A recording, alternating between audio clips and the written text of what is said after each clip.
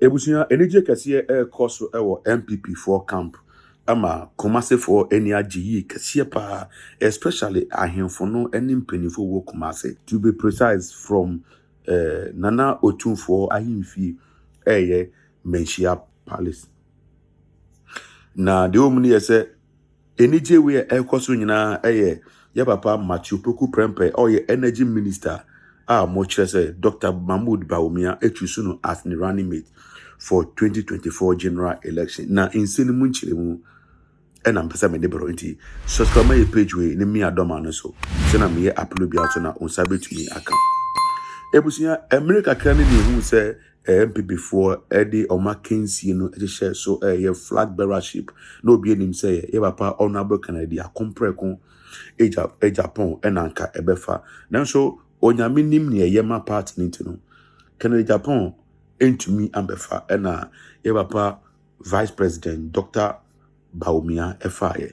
Na ɔfa wie no na manfo esu sɛ ɛnam sɛ honorable Kennedy Agyapong make a very great attempt in becoming the running mate ne ntino. That means youth no ɛpɛnasɛm Ghana for ɛpɛnasɛm tɛbɛyɛ anka yɛmfa yɛ papa honorable Kennedy akompreko Agyapong ɛnyɛ ne running mate. But according to sources ne kyerɛ sɛ honorable Kennedy Agyapong anjantum all because of say ono so a different political ambition and a man for esusu kra say either say obe free party ni mu na wati ono ankasa ne party and I say obetene chiri na watwen say Bawumia elusu ni election ni wia ono nya akwenya asenya contest do the next 4 years for the flag bearer of the MPP party. But now the economy say so many things have changed. You want to say honorable Kennedy Agyapong will be in Sanka on fan support Emma Bawumia Dano. You saw ne Bawumia etike Momuku Kumase or Muye campaign or say Oma Bawumia political advice and political tactics be ane or the emano.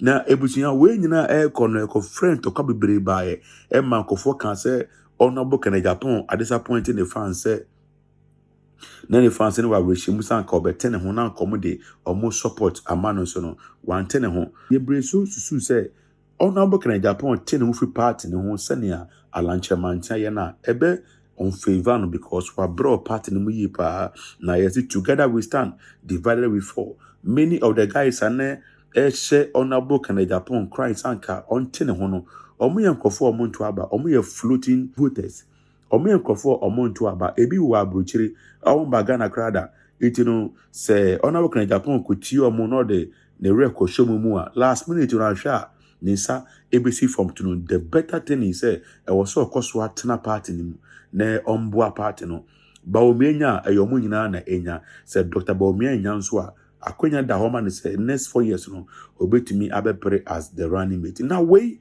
na 2 days ago and issue we first a trend they say Bawumia choose NAPO as the running mate because there are so many videos and pictures trending on social media. Now we said NAPO here ahemfo bi or free one place to another place. Ne nyina na ye ahemfo no no mo ehia. Ye won so oba nkran ebechi aga manche.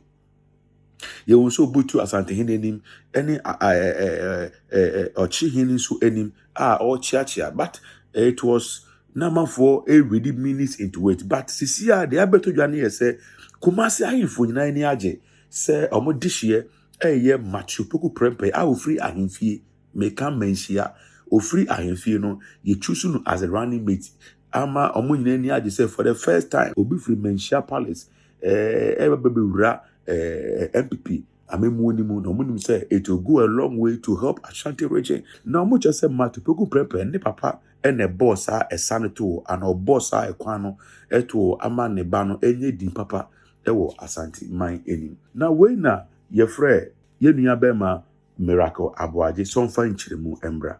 Akopado na so e. I don't know doing. So Ye dan Yakopon ase. Eye no krese Dr. Mahmood Bawumia presented Dr. Matthew Poku Prempeh as the choice of his running mate to Ghana man Penyana. Dr. Mahmood Bawumia presented the choice of the running mate according to the party rules.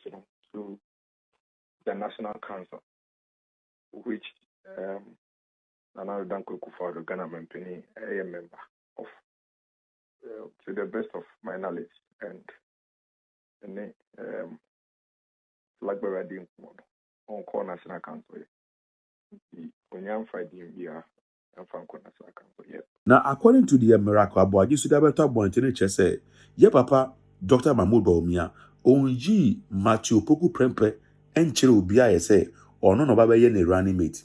Yes, say underground work in there, fine, but I say according to the best of information I wanted here, young fam Matthew Poku Prempe, Mchia, Pimpin for young inviting him by Bia say, ye been to the natural part in penny for normal deliberate on him. Ana semo so mo chusunu ana so mo chusunu. But now the miracle dey koton chia. Honorable Agyapong was part of the people ane omunim sanka ebe chusunu. But anonso yen fa ne yen present ne ye chusu Apostle Opoku Onyina. Ono kasa ba out abe rejected that offer. Say ye the offer no bread there but one jantum so obeye. Ye chusu opari frema eno so ankusiaga. And a month for Busasiana, one and ye chusuno. Because a break na echo. Say, I was a Papa Bawumia, it me a bold enough, no baboy, better say, a yasumesi, and I obtain na order no ever. But the wisdom behind this thing too is say, what should upon our own UBMP, send a bayer, a month for by you among my yejuma, ne Ghana for Akoswa anticipated to see whom will be choosing. Because so near choosing independency pa. The person will start receiving attacks. The person will start to be receiving some backlashes from left and right because people will start discrediting that person because someone discrediting her, it will favor the party. The earlier ebe disfavor party no, but later any bit me abua party no. But it be just say who choose running mate no earlier, a Buama running mate no, to me associated with people, and my Ghanaians no who say we are going for or we are going against. Say nipa na who choose no say onya na who choose no at the latter part na ebiane ankoba part no. But this is the wisdom and the tactics are politicians play, and I know say they know what they are doing, and I know say at the right time no they will bring their best man or the right person on board that they have all decided on. Ebusia I too much age. Let's also do comment about about him. You how we see far this issue enough. Subscribe my page we name me a doman so send me here upload bianso na insa able to me aka.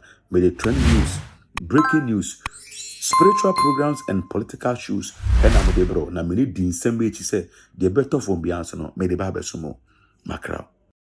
Do you want to buy a house? Then your worries are over. For sale.